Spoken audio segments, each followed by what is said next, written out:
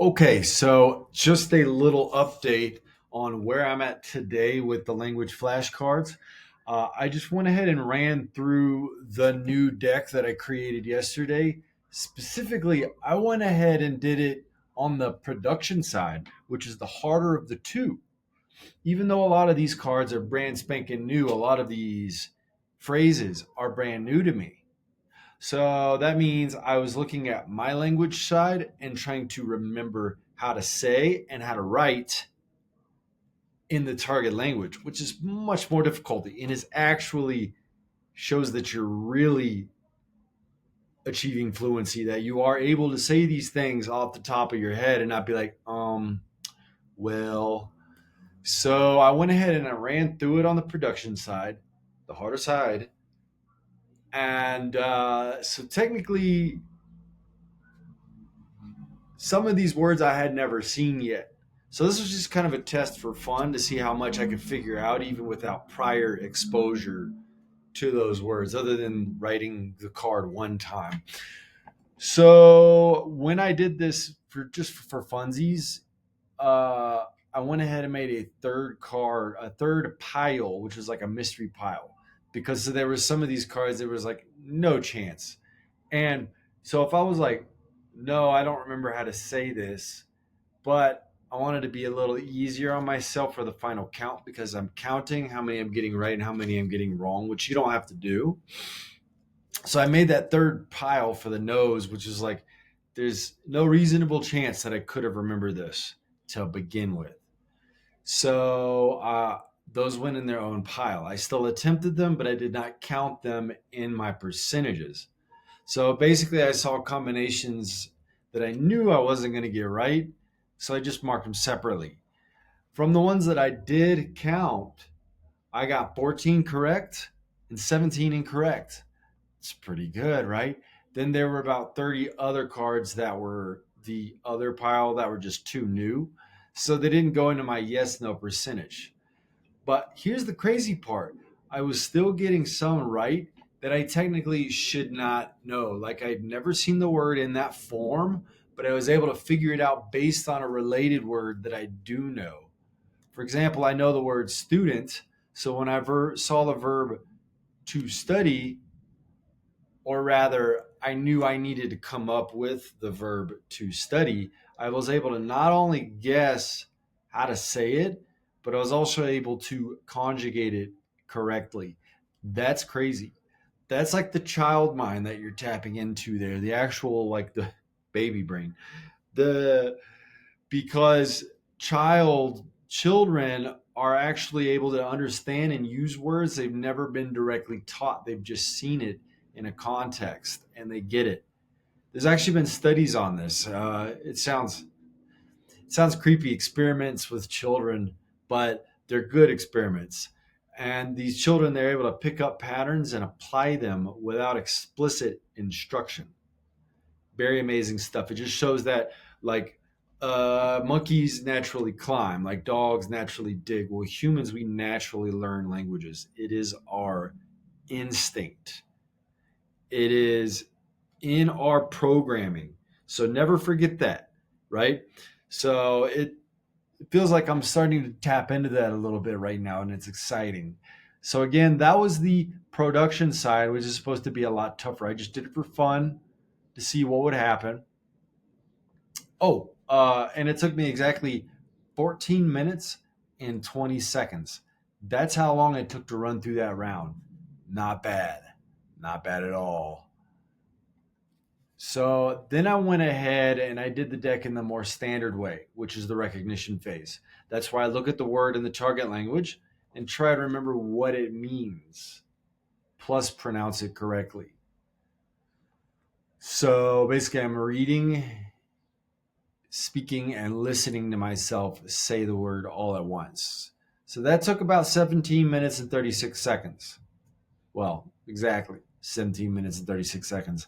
And get this, I ended up with a clean 50% success rate, exactly half correct, even with a bunch of brand new cards in the mix that I had written and made the previous day. So, yeah, solid day of practice. uh, and just kind of comes to show you that like this is the way forward.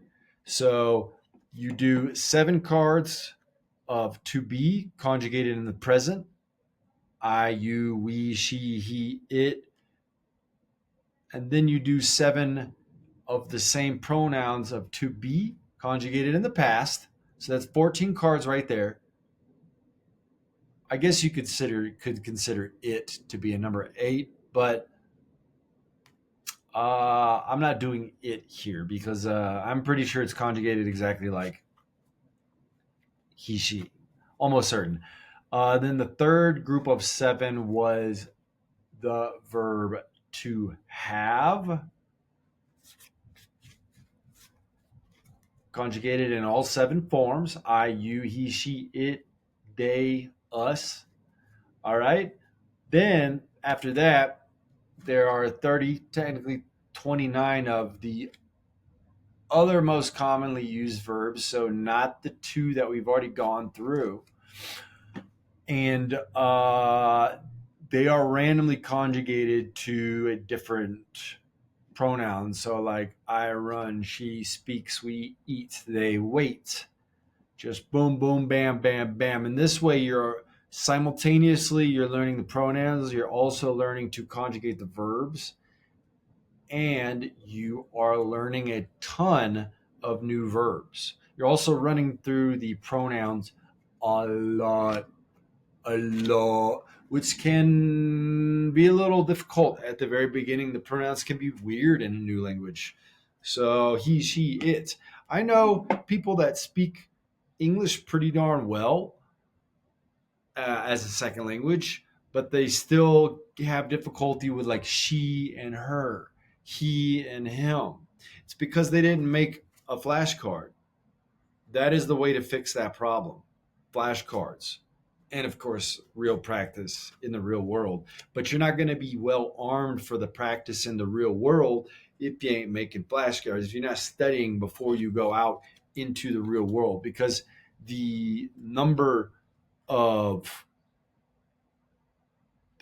the problems that you may have, your brain's just going to be a little too confused and distracted by the surroundings, by the party you're at, whatever, to like really pick it up. Unless you take a little notebook with you and start noting stuff down, which that's what I did. That's what I did when I was learning my second language, and that's what you should be doing. Now, granted, a phone can do that nowadays. Back then, back then, smartphone like touchscreen smartphones weren't exactly everywhere. So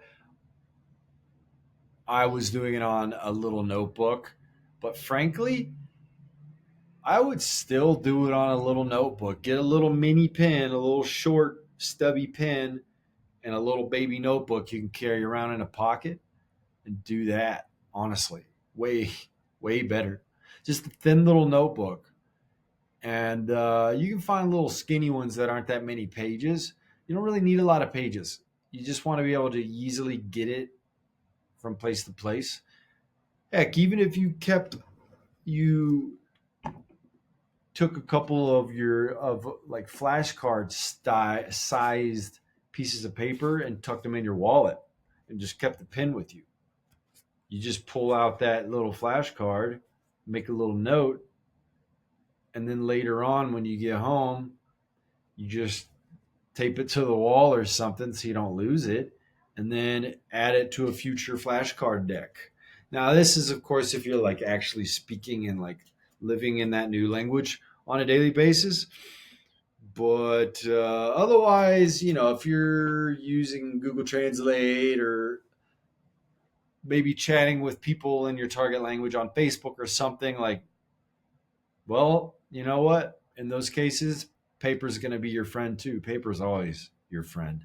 Writing it, reading it, taking the time to actually write it with a pen is going to help you dramatically.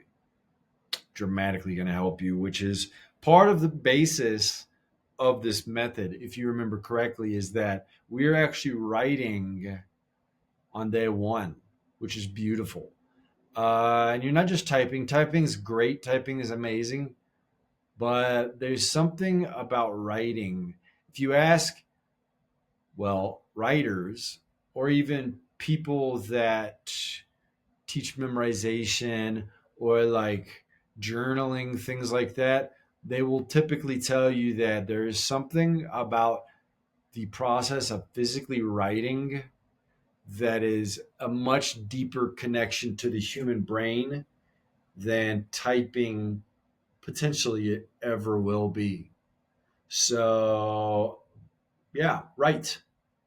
Just do it. But anyway, so that's my basic how to use your new flashcards, how to study, learn a language with flashcards, and a little progress update for today, a little short video. But hey, we are rocking and rolling. So